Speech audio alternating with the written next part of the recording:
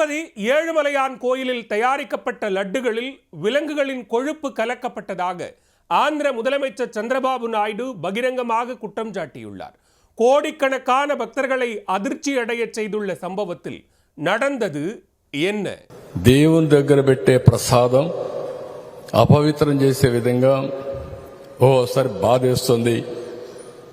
నాసి రకమైన ఇంగ్రీడియంట్సే కాకుండా ఎనిమల్ ఫ్యాట్ కూడా వాడారని, ఏది గీకు బదులు. திருப்பதி என்றாலே பலருக்கும் ஏழுமலையான் கோவிலுக்கு அடுத்தபடியாக நினைவில் வருவது அங்கு வழங்கப்படும் லட்டு பிரசாதம்தான். நாட்டிலேயே அதிக வருவாய் ஈட்டும் முதன்மையான கோவிலாக விளங்கும் ஏழுமலையான் கோவிலில் தயாரிக்கப்படும் லட்டு உலக அளவில் மிகவும் பிரபலமானது. கோவிலுக்கு வரும் பக்தர்கள் சாமியை தரிசனம் செய்ய வாய்ப்பு கிடைக்காவிட்டாலும் லட்டுவை உதிர்த்து ருசித்து பார்க்காமல் செல்வதில்லை. நினைத்தாலே நாவில் எச்சில் ஊறும் சுவை மிகுதியுடன் நறுமணம் கமழும் லட்டுவில் விலங்குகளின் கொழுப்பு கலக்கப்பட்டதாக குற்றச்சாட்டு எழுந்துள்ளது. சொன்னது வேறு யாரும் இல்லை, ஆந்திர முதலமைச்சர் சந்திரபாபு நாயுடு தான். முதலமைச்சரே சொன்னபின் நெருப்பு இல்லாமல் புகையுமா என்ற சந்தேகம் பக்தர்கள் மத்தியில் எழுந்துள்ளது. லட்டு சர்ச்சைக்கு தீர்வு கிடைக்குமா? ஆந்திராவில் சந்திரபாபு நாயுடு தலைமையிலான என்டிஏ கூட்டணி ஆட்சி அமைத்து 100 நாட்களை கடந்தது. இதையொட்டி விஜயவாடாவில் உள்ள மங்களகிரியில் என்டிஏ கூட்டணி சட்டமன்ற உறுப்பினர்களின் கூட்டம் நடைபெற்றது. அந்த கூட்டத்தில் பேசிய போதுதான் சந்திரபாபு நாயுடு திருப்பதி லட்டுவில் விலங்குகளின் கொழுப்பு கலந்ததாக ஒரு பெரிய குண்டை தூக்கி போட்டார். దేవుని దగ్గర పెట్టే ప్రసాదం అపవిత్రం చేసే విధంగా ఓసారి బాధేస్తుంది. నాసి రకమైన ఇంగ్రీడియంట్సే కాకుండా ఎనిమల్ ఫ్యాట్ కూడా వాడారని, ఏది గీకు బదులు. ஆந்திராவில் ஜெகன்மோகன் ரெட்டி தலைமையிலான கடந்த ஆட்சியின் போது திருப்பதி ஏழுமலையான் கோவிலின் புனிதத்தை கெடுத்து விட்டதாக சாடினார். ஜெகன் ஆட்சியில் லட்டு பிரசாதம் தயார் செய்ய முழுவதுமாக கலப்படம் செய்யப்பட்ட பொருட்களையே பயன்படுத்தியதாக கூறினார்.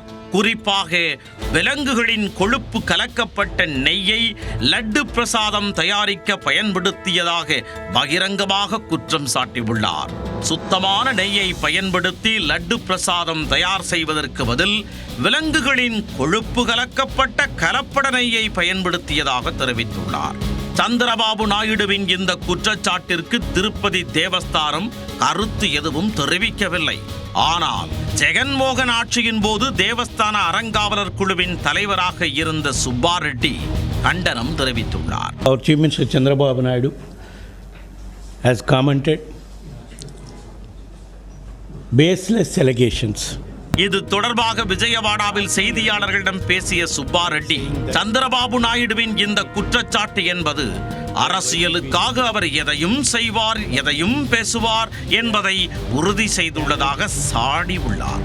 இந்த நிலையில் தெலுங்கு தேசம் கட்சி பிரமுகர் வெங்கட்ராமனா ரெட்டி ஆய்வறிக்கை ஒன்றை வெளியிட்டுள்ளார்.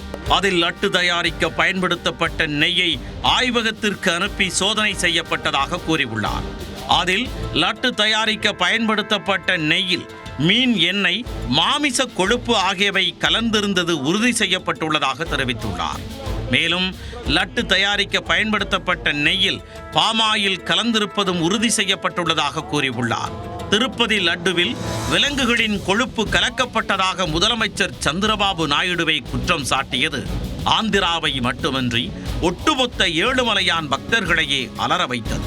தற்போது அதை உறுதி செய்யும் வகையில் ஆய்வக அறிக்கையை சந்திரபாபுவின் ஆளும் தெலுங்கு தேச கட்சி வெளியிட்டுள்ளது.